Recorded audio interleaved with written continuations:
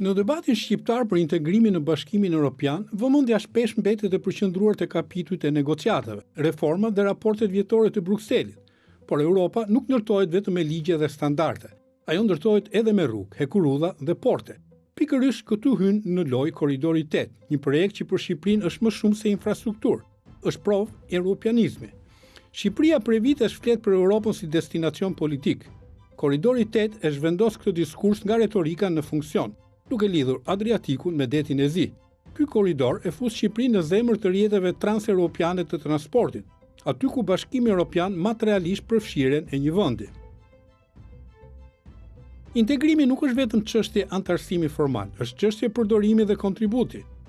Një vend që lidh tregje, stabilizon rajone dhe garanton rrjedhje ekonomike është më afër BE-s se sa një vend që vetëm kërkon antarësim. Iniciativa e përbashkët e qeverive italiane dhe shqiptare për të mbledhur në Shqipëri të gjitha vendet e Korridorit 8 nuk është thjesht takim diplomatik. Është një sinjal politik për Brukselin. Ballkani perëndimor mund të prodhojë projekte serioze, jo vetëm probleme. Italia, si një nga shtetet themeluese të Bashkimit Evropian, vepron këtu si një sponsor politik i Shqipërisë. Për Tiranën, kjo aleancë është kapital diplomatik. Çdo kilometër i Korridorit 8 është edhe një argument më shumë në tryezat europiane. Bashkimi Evropian nuk pyet vetëm a i keni miratuar ligjet, por a i zbatoni. Korridori 8 është një test brutal i kësaj logjike. A i kërkon koordinim rajonal, kapacitet administrativ, transparencë financiare, qëndrueshmëri politike. Nëse Shqipëria arrin ta menaxhojë këtë projekt, ajo tregon se është gati të jetë pjesë e mekanizmeve të ndërlikuar europian. Nëse dështon, konfirmon stereotipin e një vendi që ditë premtoi por jo të realizojë. Një nga pengesat kryesore psikologjike në procesin e zgjerimit është perceptimi i vendeve kandidate si barë. Korridori 8 e përmbys këtë logjik. Ai e paraqes Shqipërinë si një kontribuese në sigurinë, tregtinë dhe kohezionin europian. Një Shqipëri që lidhe Adriatikun me Ballkanin lindor nuk është më periferi, është nyje. Dhe në Europë, nyjet kanë peshë politike. Historia e Ballkanit është e mbushur me projekte të mëdha të lëna për gjysmë. Rreziku më i madh për Korridorin 8 nuk janë kundërshtarët gjeopolitik, por neglizhenca e brendshme, politizimi dhe mungesa e vizionit afatgjat.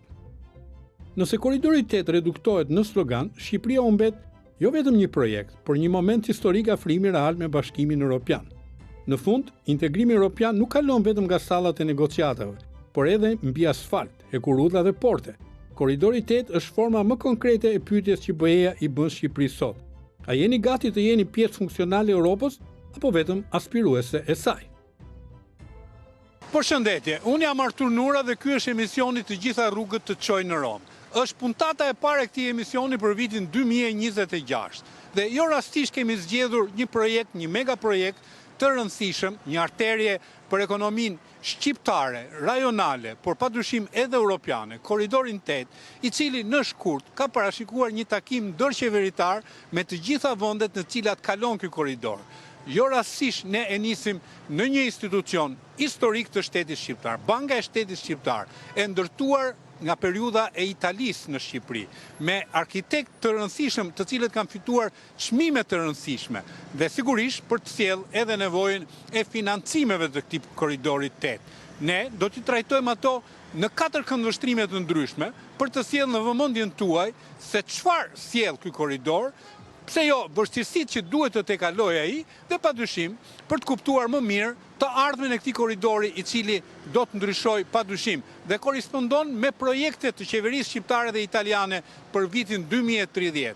Vitin 2030 kur Shqipëria pretendon të jetë pjesë me të gjitha të drejtat dhe detyrimet e Bashkimit Evropian, por dhe me fillimin e këtij korridori të rëndësishëm gjeoekonomik. Na ndiqni.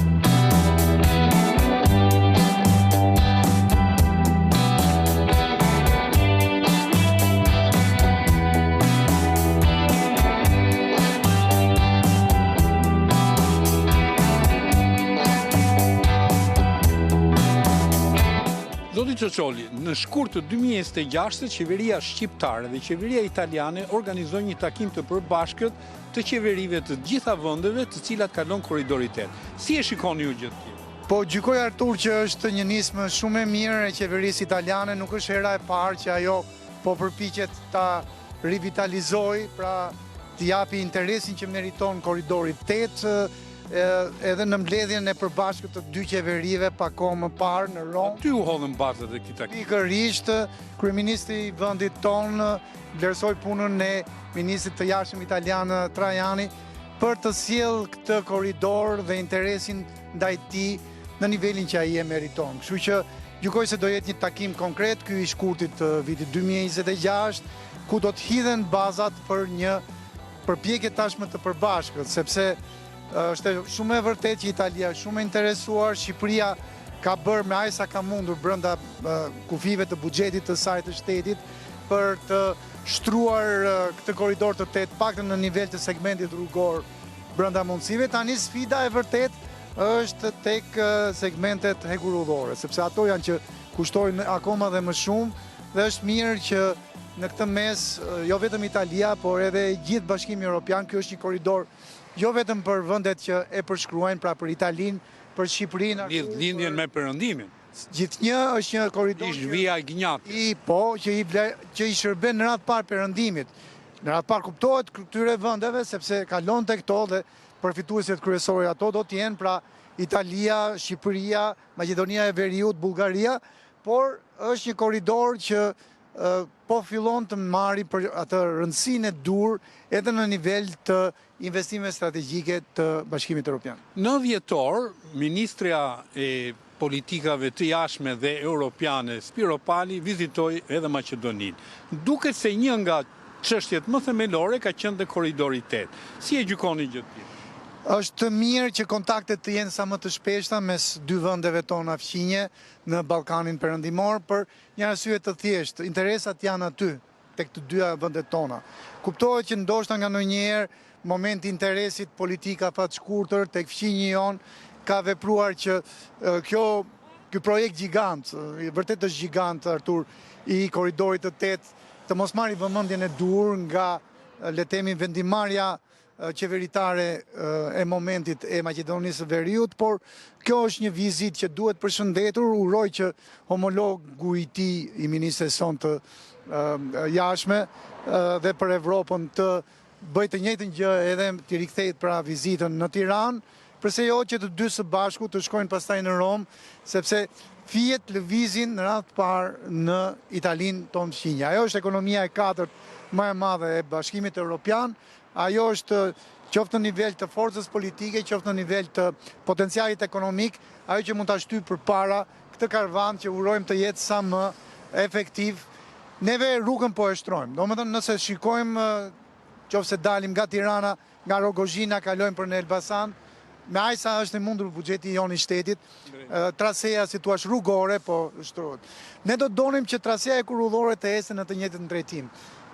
Maqedonia është pak më mirë me rrugët e saj, por edhe me linjat e kurrëllore duhet të bëj, si thua, vendosjen e dur. Kuptohet Bullgaria është një niveli tjetër, por në qoftë se të katër këto vende që përbëjnë, si thua, pjesën kurrizore, shtyllën kurrizore të korridorit 8, bashkëveprojnë, Artur, gjykoj se shumë shpejt do të arrijmë të vjelim përfitimet. Në fakt, ka dy data që korespondojnë. Është integrimi Europian i Shqipërisë në 2030 të finali dhe projekti korridorit 8 sipas parashikimeve të ekspertëve është po 2030. Edhe ne kemi Italinë, po themi mbështetjen kryesore të integrimit. Si e gjykoni gjë të tillë? Pse është 2030? Nuk është vetëm çështja tek një projekt i integrimit ton që urojmë të gjithë që të vërtet të realizohet edhe politikisht në 2030, Artur.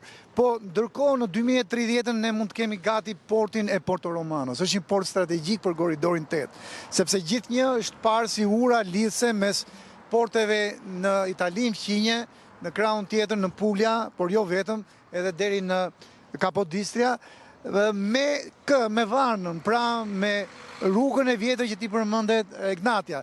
Kështu që gjykoj se deri atëherë do të piqen tërësisht kushtet që qoftë ana rrugore, qoftë edhe segmenti hekurrullor të jetë gati që ky port pastaj të shërbejë të gjithë korridorit dhe të gjithë rajonit.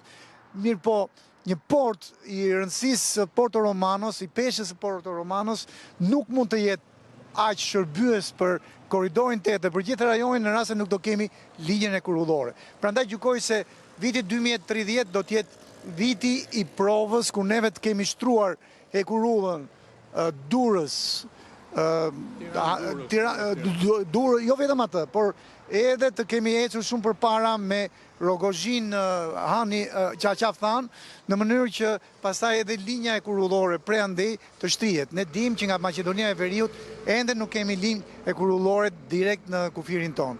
Kështu që gjykoj se deri në 2030-ën, do shta edhe mendimin e projekteve të Bashkimit Evropian, ato janë në mendimin tim gati përcaktuese, dhe Bashkimi Evropian sot të jep para për ekurullat, dashur Artur. Kështu që realisht gjykoj se 2030 mund të jetë viti që më në fund neve do ta kemi efektiv korridorin 8 për të gjitha vendet tona.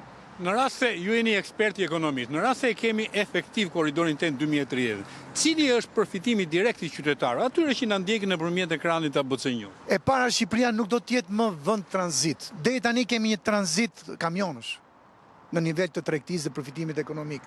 Shqipëria përmes rrjetit ekurullor do jetë jo thjesht vend tranzit. Në Elbasan, në Rogozhin, në pikat tona nevralgjike ne mund të ngrejmë punishte për punimi, fabrika për punimi. Si që ka bërë Austria para 20 vjetësh, kur u bë jo vetëm vend tranzit strategjik për Evropën qendrore, drejt shërbimeve të Evropës perëndimore, por u bë dhe vend për punues. Për ne kjo ka rëndësi, Artur, që qoftë Maqedonia e Veriut që e ka një pjesë ende të përpunimit edhe pa patur korridorin e 8. Por në radhë parë vendi jon që aftësitë përpunuese sot për eksportet i kemi shumë të pakta. Atëherë me Ekurullën, me rrugën e shtruar tamam për kamionët shumë tonë, me standardet europiane. Me standardet e TEN-T-s, pra e rrjetit pan-europian të rrugëve, të porteve dhe të ekurullave, jam i bindur që neve do të kemi mundësinë atë potencial ende të fshehur që s'po e përdorim sot të përpunimit, të vlerës së shtuar më të lartë, Artur, ta tregojmë ku? Në Bashkimin Evropian, sepse aty duam të synojmë tregun me vlerë shumë të lartë të Bashkimit Evropian. Deri tani ne do na rriten edhe ne të ardhurat apo jo? Do rriten në mënyrë gjeometrike. Pse? E para, po patë përpunim, vlerën e shtuar e ke shumë më tepër. Ti sot çon një kamion me domate. Në rast se ti çon nesër një kamion të tillë me salcë domate, përfitimi do të jetë disa herë më i lartë. 3 deri në 4 herë më i lartë. Po ashtu edhe vlera e eksporteve tona. Ky, gjykoj unë, është përfitimi kryesor i xhepave të qytetarëve tanë nga korridori 8 kur të jetë efektiv 2030. Faleminderit. Na ndiqni në ABC News për të marrë edhe opinionet e tjera.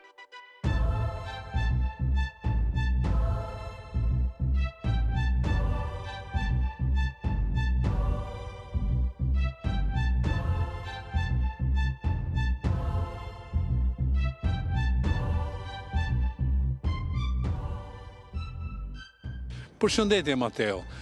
Një projekt i rëndësishëm mbi korridorin 8 të cilin ju e keni për zemër, duke se ka marrë një dinamizëm të ri edhe domethënët. Pas mbledhjes së përbashkët të dy qeverive në Rom, tashmë është paralajmëruar në shkurt një takim i të gjitha vendeve, qeverive të vendeve në cilat kalon korridori 8. Si e shikon ti, si i apasionuar për kësaj teme, po themi të gjeoekonomisë?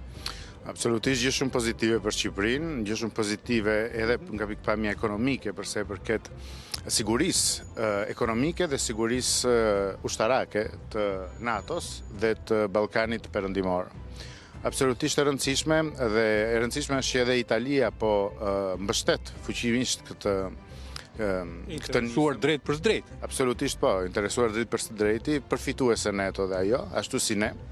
Ashtu si Bullgaria, por edhe Maqedonia, pavarësisht se kjo e fundit po bën disa historira që nuk kuptohen shumë, ta themi kështu. Por ka rëndësi që Shqipëria, përse përket pjesës së vet, po kryen investimet e duhura, ka më shumë se një vit tashmë që ka filluar ndërtimi nga Elbasani drejt Qafthanës dhe nga Elbasani drejt Rogozhinës. Ka shumë rëndësi që këto investime të vijojnë, jo vetëm të përfundojnë akset e filluara, por edhe të hapen akset të reja, që kjo rrugë të mbaroj para vitit 2030 dhe së paku për pjesën e Shqipërisë, pra kjo shtyllë kurrizore të jetë gati, duke shpresuar që në një kohë të shpejtë edhe Maqedonia të bëjë detyrën e vet, sepse Bullgaria ka ecur mjaft përpara dhe themi kështu ka pjesën më të lehtë për këtë akseve. Besoni se ju jeni fushës financave. Besoni që do të vinë financat e duhura pas takimit të shkurtit? Po, në fakt, unë besoj se i gjithë vullneti i mirë është. Dhe Italia është një nga vendet që ka themeluar Bashkimin Evropian dhe ka influencat e veta për dhënien e financimeve të dhura. Por Shqipëria këtu duhet jetë shumë më e qartë, transparente dhe e ndershme, sepse në këtë sens duhet ta kemi mirë parasysh që sidomos për sa i përket disa veprave infrastrukturore nuk mund të ketë çaka. Ne e dimë që ka pasur shumë problematika me fondet e BE-s për sa i përket bujqësisë, problematika të tjera për sa i përket investimeve dhe vetë shtetit shqiptar për çështjet e infrastrukturës, por në këtë rast dhe në këtë korridor duhet të ketë një seriozitet maksimal që fillon nga porti i ri i Durrësit dhe vijon me autostradë, me rrjetë kurudhor, me fibër optike në lidhjen me Maqedoninë dhe me Bullgarinë dhe natyrisht nga ana tjetër me anë të kavit në New York të energjetik me Italinë. Ju e dini shumë mirë që ka, po themi, grupe interesi të cilat nuk e dëshirojnë këtë korridor, po dëshirojnë korridorin 10 për shembull. Mendoni se impenjimi drejt për drejt i Italisë tashmë do japi shtysën e dur kësaj gjë? Varet sa gaz do vendosi Italia në këtë angazhim, sepse natyrisht ka prioritete dhe prioritete. Le të sqarojmë fillestarisht që korridori 10 kalon nga porti i Pireut, sot në dispozicion të Kinës, drejt Selanikut dhe pastaj nga Maqedonia drejt Beogradit. Pra ja kemi interesa që janë kineze dhe potencialisht ruse në këtë territor. Në një Serbi që është tendencialisht e paqëndrueshme dhe potencialisht e rrezikshme. Dhe në këtë sens, një shtyllë kurrizore e tillë do të kompromentonte edhe aftësitë ekonomike që vendet perëndimore kanë në Ballkanin perëndimor, siç është Shqipëria dhe territoret shqiptare në përgjithësi, por do e bënte edhe më të vështirë pjesën e sigurisë. Kështu që ka shumë rëndësi që korridori 8 të financohet tërësisht, të realizohet sa më shpejt dhe të përfundojë në mënyrë prioritare. Drejt. Nga pikpamja e Ballkanit perëndimor, ju referuat Serbisë, Maqedonisë, dy elementë të rëndësishëm të, po themi, gjeoekonomik dhe gjeopolitik. Ju nuk besoni që imponimi i Europës do i detyrojë ata të luajnë si duhet? Atëherë, padyshim që Europa ka rëndësinë e vet dhe unë besoj se pikërisht rëndësia që Europa jep këtij projekti do jetë, domethënë, thelbësor për vendosjen definitive të dyshimeve maqedonase. Ndërkohë që me Serbinë do jetë pak më e vështirë, sepse aty çështjet janë më të ndërlikuara, por gjithsesi është e vërtetë që Europa është fuqia ekonomike, gjeoekonomike në primarje. Natyrisht. Nuk është gjeo-ushtarake, po gjeoekonomike padyshim. Po të kishte qenë dhe gjeo-ushtarake. Shpresojmë që do bëhet, ka gjasa që po lëvizin. Në këtë rast nuk do kishin fare dyshim edhe për Serbinë. Por natyrisht do jetë pak më e vështirë për Serbinë.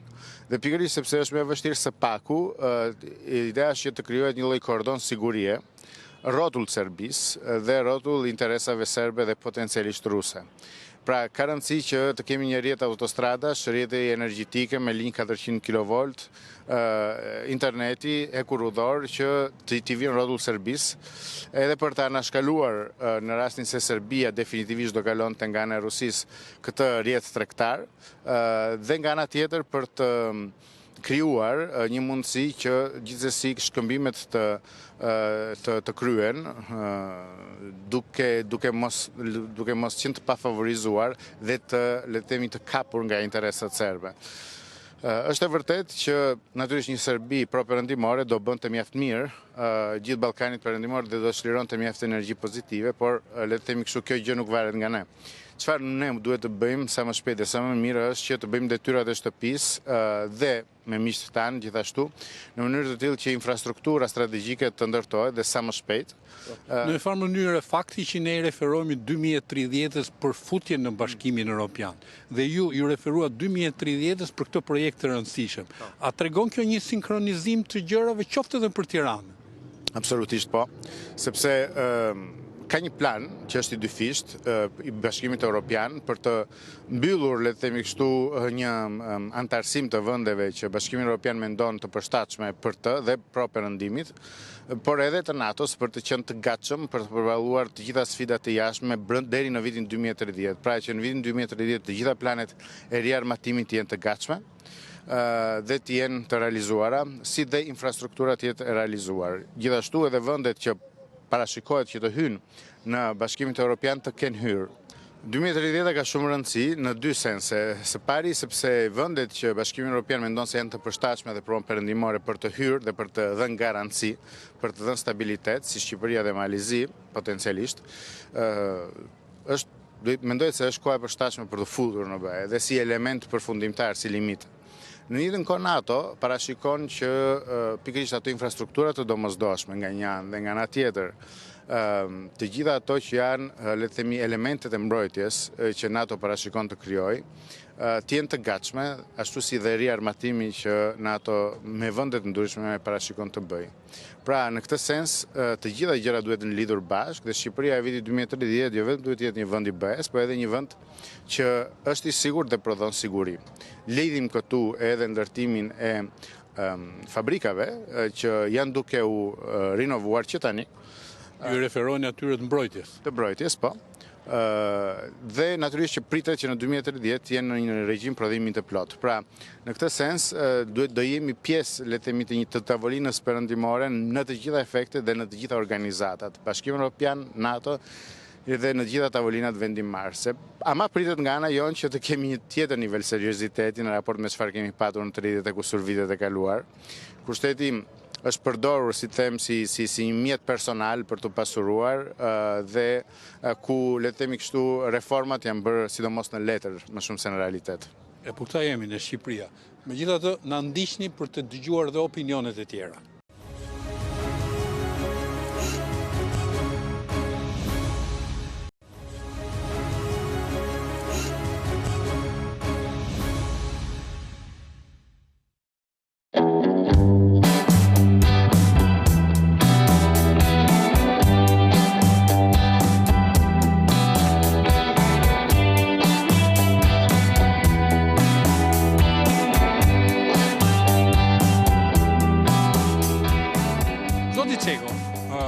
Sipas të gjitha të dhënave, në shkurt të 2026-ës, qeveria italiane, qeveria shqiptare organizojnë takimin e të gjitha qeverive në cilat kalon korridori 8.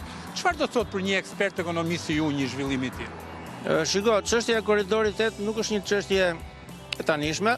Unë mbaj mend në vitin 1999, mos gaboj, ka qenë qershor ose korrik. Ishte ambasadori i Shtetit Bashkuar të Amerikës në Tiranë, indjeri Joseph Limpret, i cili lançovi projektin e korridorit 8 me parullën le të ndërtohet korridori 8. Unë atë kohë kam qenë redaktori faqes ekonomike të gazetës Shekulli dhe ishte hera parë që një gazetë shqiptare dilte me lajm ekonomik në faqe të parë. Dhe ekonomia shthelbi, kështu që ekonomia shthelbi. Dhe çështja e korridorit 8 nuk është vetëm çështje italo-shqiptare. Është një çështje që prek të gjithë vendet e asaj që ne sot i themi Evropa juglindore. Le të ta sqarojmë çik si koncept. Ballkani Perëndimor, Shqipëria, Bosnia, Maqedonia, Malizi, Kosova dhe Serbia. Në fakt, në këto shtete jetojnë shqiptar. Pothuajse Ballkani 5 shtete jemi. Në 5 shtete, Ballkani Perëndimor gjysma është, jemi shqiptar.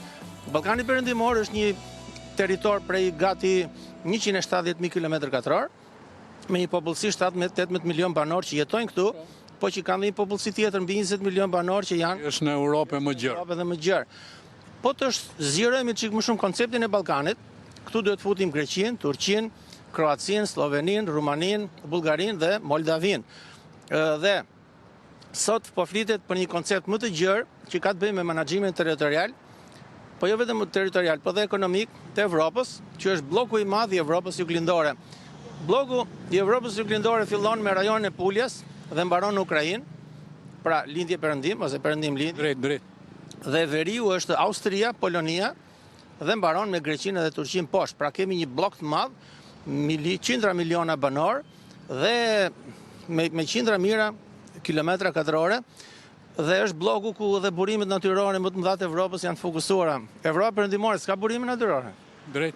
Evropa Perëndimore problemin më të madh e ka kostot e prodhimit.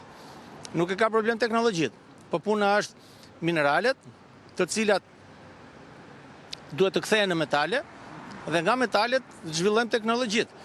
Kështu që në këtë koncept kostot e transportit reduktohen jashtëzakonisht me vënien në funksionim të korridorit 8 Dhe unë do të thosha që transporti janë arterjet e ekonomisë. Është gjaku ku lëvizin njerëzit, kapitali, shërbimet, Edhe i det në transport. Patjetër, kur themi që lëvizin Virtual ndoshta. lëvizin dhe i det. Shikoj, ju me të drejtë përmendët të çështjen e ideve. Në qoftë se unë ty t'jap një moll, dhe ti më jep një moll dhe i këmbejmë, ne prap dy nga i moll kemi. Po në qoftë se unë ty t'jap një ide, dhe ti më jep mua një ide, Kemi dy ide. këmbejmë dhe të dy kemi nga dy ide. Kështu që edhe në këtë koncept fare thjesht qarkullimi i ideve bashkë me mallrat, shërbimet, qytetarët dhe kapitalin është shumë e rëndësishme. Të mos harrojmë që kur është ndërtuar Evropa, siç e njohim ne sot, që në 1951 me traktatin e famshëm të Çelikut dhe pasaj më vonë në 1956 me traktatin e Romës, ku 6 vendet ranë dakord të krijonin atë territorin ekonomik evropian, dhe me radhë, ideja kryesore ishte që njerëzit, kapitali, shërbimet dhe produktet të rrjedhin lirshëm në një territor në të cilin nuk do të kishte më në vazhdimsi kufizime doganore, dhe tani ne nuk po flasim thjesht për një bashkim ekonomik, po flasim për një bashkim ekonomik, politik. Geoekonomik, geopolitik. Sepse tani kemi një parlament evropian, kemi një president të Bashkimit Evropian, kemi një përfaqësues të punëve të jashtme të Bashkimit Evropian. Gradualisht këto drejtoritë kryesore të Bashkimit Evropian do jenë ministritë një shtetet të bashkuara të Europës së ardhshme. Dhe nga ana tjetër kemi edhe një bankë qendrore evropiane. Po ne këtu mbrapa kurrizit ton kemi një bankë që është Banka e Shqipërisë. Banka e Shtetit Shqiptar ndërtuar nga Shteti Shqiptar, që është ideuar, projektuar dhe ndërtuar nga italianët. Vittorio Marpurgo, që është arkitekti kryesor i kësaj banke, ka marrë një çmim ndërkombëtar mbas vdekjes për ndërtesën e Bankës së Shqipërisë, ndërtesa më e sigurt në botë me mbyllje mekanike.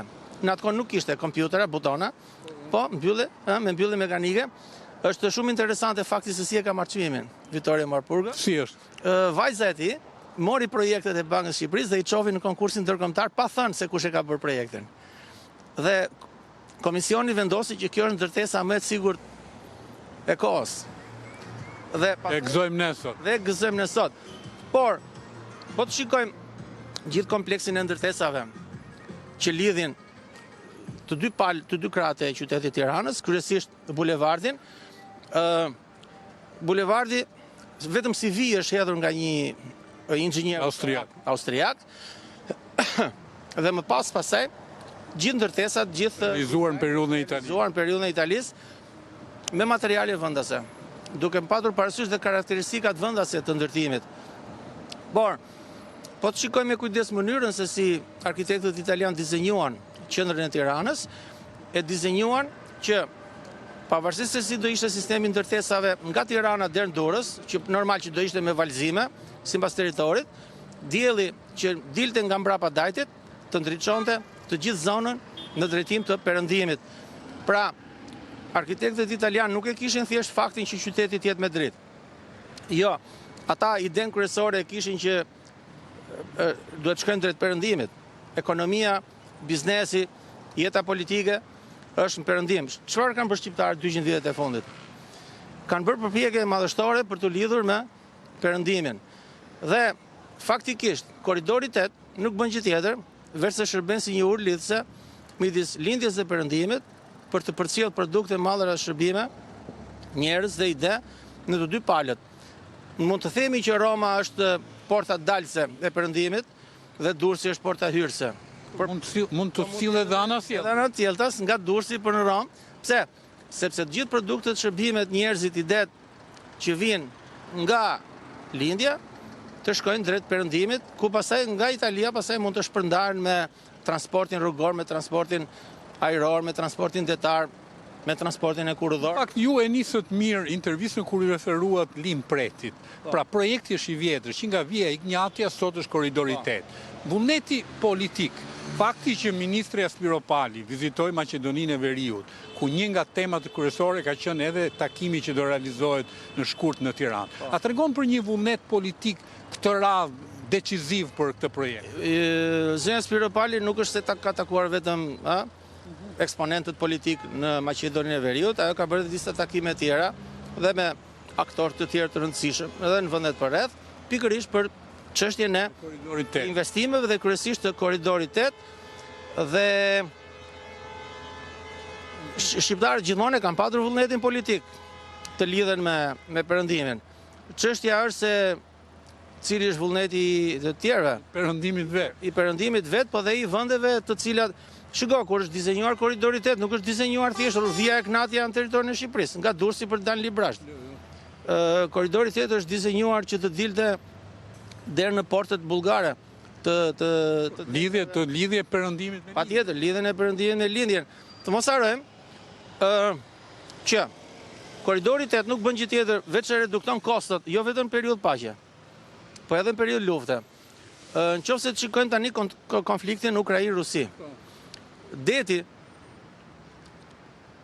e asaj zone, deti Kaspik, deti Zi, e kanë shumë vështirë lidhen me Mesdheun, sepse është Turqia ajo që ka të drejtën për të faktori rëndësishëm gjeopolitik. Sepse Turqia ka fituar të drejtën për të kontrolluar detet dhe ato ngushticat në atë zonë për shkak të konferencave ndërkombëtare të para 100 viteve, 200 viteve, të konferencës Parisit, Londrës, Berlinit, domethënë fuqitë e mëdha, pavarësisht se e mundën perandorinë osmane, po ja dhanë të drejtën që të kontrollonte portat hyrëse për Mesdhe. Tjetër, nëse mbani mend gjatë prillit, majit, qershorit dhe korrikut të këtij viti ka patur disa incidente të natyrave të akteve terroriste në Libi dhe në Liban. Të dy këto vende ndikojnë shumë në tregtinë ndërkombëtare, kryesisht të drithrave dhe të karburantit. Normal. Dhe meqense ishte periudhë vere, i gjithë zinxhiri i furnizimit u largua nga vendet arabe që kalon dhe u drejtua për në detin e Veriut. Vërtet ishte kosto për ekonomitë e mëdha, për ekonominë amerikane, për ekonominë kineze dhe për ekonominë e Bashkimit Evropian. Po qëllovi që ishte periudhë vere dhe deti i Veriut nuk ishte i ngrirë. Dhe zinxhiri i furnizimit funksionoi. Por si do të funksionojë zinxhiri i furnizimit në periudhë dimri kur ka konflikte në lindjen e mesme? Pastaj gjëja kur e zgjeron hartën e analizës nga pikpamja gjeografike kompleksohet, po qëndrojmë të jep rëndësi, i shton edhe më shumë rëndësi në korridori 8 si një investim, jo thjesht investim në infrastrukturë, rajonal po global. Një investim, tani flasim për ekonomi transnacionale. Domethënë, kemi ekonomi ndërkombëtare, kemi ekonomi globale, po tani kemi kaluar në konceptin e ekonomisë transnacionale. Çfarë është ekonomia transnacionale? Është një ekonomi ku ne, përpara se të shkojmë të investojmë atje, duhet të mësojmë kulturën e atij vendi. Sepse nëse ne nuk mësojmë kulturën e atij vendi, ne kurrë nuk mund të arrijmë të investojmë te ai vend. Dhe pak a shumë çfarë ka bërë Evropa, të paktën që nga viti 1987. Kur Evropa mori vendimin për të zgjeruar, që kalovi përtej rajonit tradicional evropian, që filloi të mendonte edhe për idenë që do binte muri i Berlinit dhe do kishte mundësi edhe për vende Evropës lindore që të futeshin në Bashkimin Evropian. Evropa që në atë kohë hodhi idenë e një investimi të madh në rajon dhe pasjen e një ekonomie transnacionale dhe në atë kohë Evropa filloi që të përpiqej që të mësonte kulturën e vendeve të Evropës lindore. Ajo që ndihmoi më shumë në aspektin universitar dhe të mësimit të kulturës ishte Karta e Bolonjës. Karta e Bolonjës ishte ajo që nuk pyeti për perdet e ekurt. Ishin universitetet ato që kishin marrëdhënie me njëri tjetrin, pavarësisht se kishte pikpamje politike ndryshme. Nëse në një farë mënyrë ne tashmë kemi një vullnet për ta bërë eficient. Po e zgjerum. Ideja e korridorit 8 është ide universitare. Nuk është ide politike. Është që nga vija e gnjatja, domethënë nuk sigurisht analizohet, studiohet në universitete, se nga universitetet duhet vinë gjithë, apo? Është ide universitare, por vija e gnjatja është pjesë e vijës Mëndafshit. Shkon deri në Pekin. Dhe të mos harrojmë që edhe Kina ka filluar të hedhë syt drejt koridoreve të tjera, përfshirë edhe Ballkanin Perëndimor. Të mos harrojmë që Kina ka sjellë ekurrudhën deri në Budapest, i ka dhënë një ndihmë të madhe qeverisë së Serbisë, Beogradit, që këtë ekurrudhë nga Budapesti ta çojnë në Beograd, dhe pastaj është rënë dakord edhe me fondet e Bashkimit Evropian që ekurrudha Podgorica-Beograd të financohet, në një kohë që ne edhe sot po flasim për transportin ekurrudhor, ku dhe Shqipëria po mendon që të zgjeroj rrjeti të rinovoj edhe një herë ose të ristrukturoj transportin ekurrudhor për të lidhur Durrësin me Podgoricën dhe me Shkupin. Se këta janë projekte të interesante. Të mos zgjerohemi më shumë se sa duhet, atëherë ju edhe një idenë që koridori 8 tashmë po bëhet funksional. 2026 do të ketë një interes të drejt për të arritur në port, siç thuhet në italisht, për ta çuar në, dhe ju keni sjell për mua sot një libër me të gjitha shkrimet mbi ekonominë shqiptare të disa dekadave, mos gaboj. Po. Ky është libri ku po shkon ekonomia shqiptare. Në këtë libër keni kontribuar dhe jo, sepse pjesa më e madhe e artikujve të këtij libri janë botuar në revistën elektronike për qasje. Çfarë ka në këtë libër? Në këtë libër ka 20 artikuj që janë shkruar gjithmonë në fund të dhjetorit, ekonomia shqiptare drejt vitit për vitin që vjen. 2000, 2001, 2002, 2003, pra që nga vitin 1999 për vitin 2020, për vitin 2000, deri në vitin 2020. Pra i bie që në vitin 2040 do kemi volumin e dytë të këtij libri. Okej. Ju ma keni dedikuar mua. Unë ja kam dedikuar. Po. Ku po shkon ekonomia shqiptare, studime kulturore në ekonomi, tregti dhe biznes. Artikuj të botuar gjatë viteve 99-2020, Enrico Cecco. Faleminderit shumë që i kam botuar, ndihem i vlerësuar dhe vetë. Kështu që mund ja sugjerojmë gjithë secilit nga teleshikuesit ta lexoj, po pse jo edhe autoriteteve, për nxjerrë një konkluzion të saktuar. 2026, të nderuar teleshikues, është një vit i rëndësishëm për Ballkanin Perëndimor, për Europën në mënyrë të veçantë dhe për zhvillimet globale të caktuara. Do të diçka shumë të veçantë. Viti 2025 është viti i fundit normal, ashtu siç njohim ne normalitetin. Pra 26 do të ketë një zhvillim. Viti 2026 është viti i parë në të cilin sistemet nuk do vlerësohen për pasurinë, për GDP-n, për të ardhurat për frim. Viti 2026 do jetë viti i parë ku sistemet do vlerësohen për mënyrën se si ata i trajtojnë njerëzit. Drejt. Ekonomia në mënyrën më humane të mundshme. Zoti Kamberi, po flitet në mënyrë intensive për koridorin 8. Në data të caktuara, në shkurt do të kemi një mbledhje të gjithë qeverive në të cilat kalon koridori 8, po ne jo rastisht e vendosëm ta bëjmë intervistën me ju ke Banka e Shtetit Shqiptar, ndërtuar nga periudha italiane. Si e shikon këtë entuziazmin e fundit? Çështja e riaktivizimit të koridorit 8 ose rigjallërimi i idesë së koridorit 8 lidhet faktikisht me faktin që Italia dhe veçanërisht një nga vendet anëtare të Bashkimit Evropian ku kalon ky korridor dhe ideja mbi cilën ai u ringrit në Kret në vitin 1994 në konferencën e dytë pan-europiane të transportit bën të mundur që gjithë hapësira ku do shtrihet korridori 8 që fillon nga Italia, po them kalon nëpër Shqipëri, Maqedoni, Bullgari dhe përfundon deri në Turqi, bën të mundur risjelljen e gjithë konceptit italian për të pasur një lidhje shumë të ngushtë të transportit të shumëllojshëm nga brigjet e Adriatikut deri në brigjet e Deditzi. Brenda kësaj logjike të Italisë, po tashmë edhe të Bullgarisë, që prej vitit 2007, bëhet e mundur krijimi një zone të re ekonomike, jo vetëm ekonomike, po dhe gjeopolitike, pasi nëpërmjet këtij koridori që është pjesë e rrjeteve të koridoreve europiane, nga 10 të cilat ato janë, do të krijohet një aktivitet shumë i madh ekonomik, por mbi gjitha një shkëmbim shumë i madh mallash që vinë nga perëndimi për zbritur deri në lindje. Ka kjo pikpamje, unë besoj që ne kemi dhe një rikthim të historisë, sepse ajo e famshmja rruga Egnatia nga antikiteti tashmë rikthehet me një konvështrim tjetër dhe me një synim tjetër gjeopolitik, gjeostrategjik, po edhe gjeoekonomik, siç është termi që u pëlqen edhe ju ta përmendni shpesh. Në fakt le të flasim konkretisht. Bëhet fjalë për financime, bëhet fjalë për ekonomi e cila merr një shpejtësi tjetër rritje. Korridori është korridor transporti, është korridor energjie, është korridor kurudhor, pra ky është sensi që duhet. Pikërisht, në kjo pikpamje unë përmenda termin transporti shumëllojshëm, ose siç thuhet termi teknik transporti multimodal. Pra, rikthimi në Ballkan, dhe jo vetëm në Ballkan, po të gjithë zona nga Evropa perëndimore, brigjet e Adriatikut, për të kaluar nëpërmjet Ballkanit si një urë e cila ka pasur këtë rol historikisht drejt tregjeve të lindjes së afërme dhe pastaj edhe më larg, bën të mundur jo vetëm rigjallërimin ekonomik, por edhe rifaktorizimin e vendeve të caktuara, përfshirë dhe Shqipërinë, në një hartë të re gjeopolitike dhe geostrategjike që e ka pasur korridori 8. S'duhet të harrojmë që menjëherë mbas përfundimit të konfliktit në Kosovë, një nga idetë që ngjalli më shumë entuziazëm në atë kohë edhe për shkak të pranisë dhe rolit të madh të Shteteve të Bashkuara të Amerikës që kanë qenë një nga mbështetësit kryesore të këtij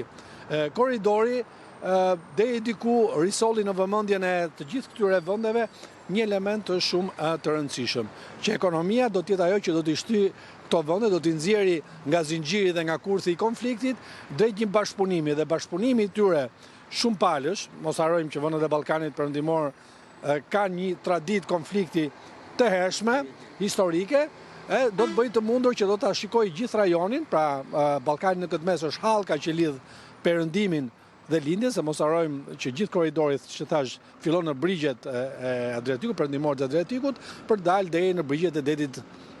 Atëherë mua më intereson gjithë ekspertiza juaj në raport me integrimin evropian. Fakti që Tirana me Romën po punojnë në mënyrë të sinkronizuar.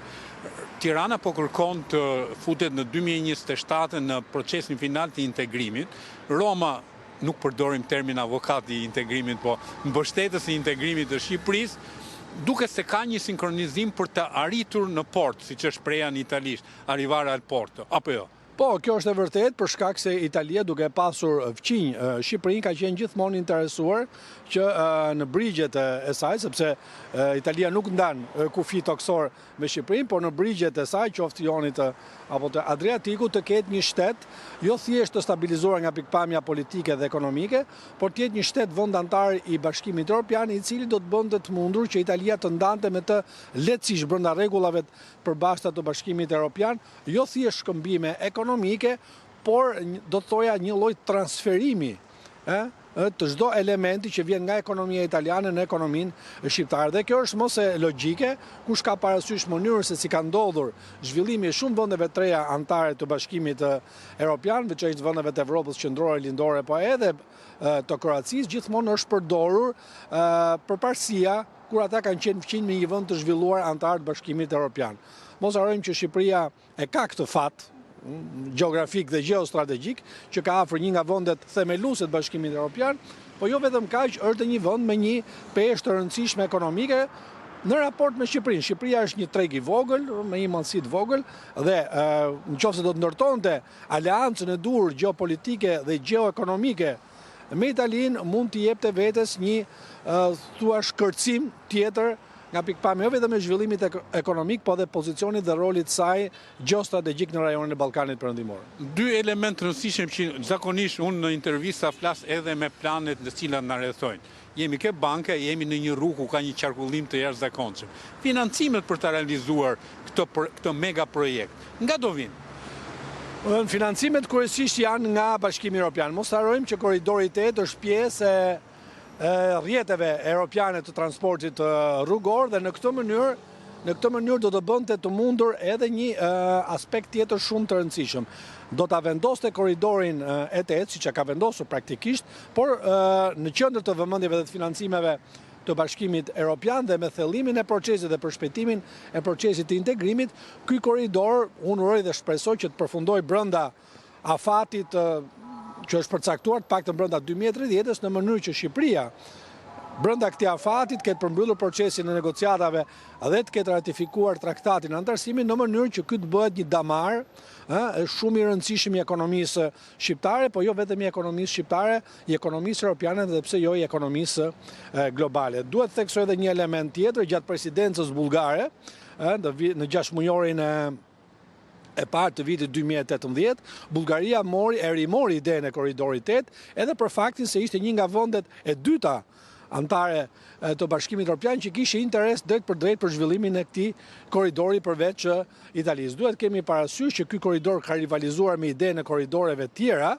brenda Bashkimit Evropian. Me 10 kryesisht. Kryesisht me 10, por edhe Greqia për shkak të faktit sepse kërkonte të bënte një korridor paralel që lidhte zonën Aleksandropolisit për dalë në Turqi, pra që quhet rruga Egnatia 8, siç njihet edhe në terminologjinë rrjetë teknike të rrjeteve të transportit. Dhe në këtë mënyrë Bullgaria, në atë kohë gjatë presidencës parë, bëri për herë të parë edhe samitin e vendeve të Ballkanit Perëndimor me ato të BE-s, ishte samiti i parë që realizohesh mas 15 vjetësh nga samiti i Selanikut i 12 qershorit, i 19 qershorit të vitit 2003.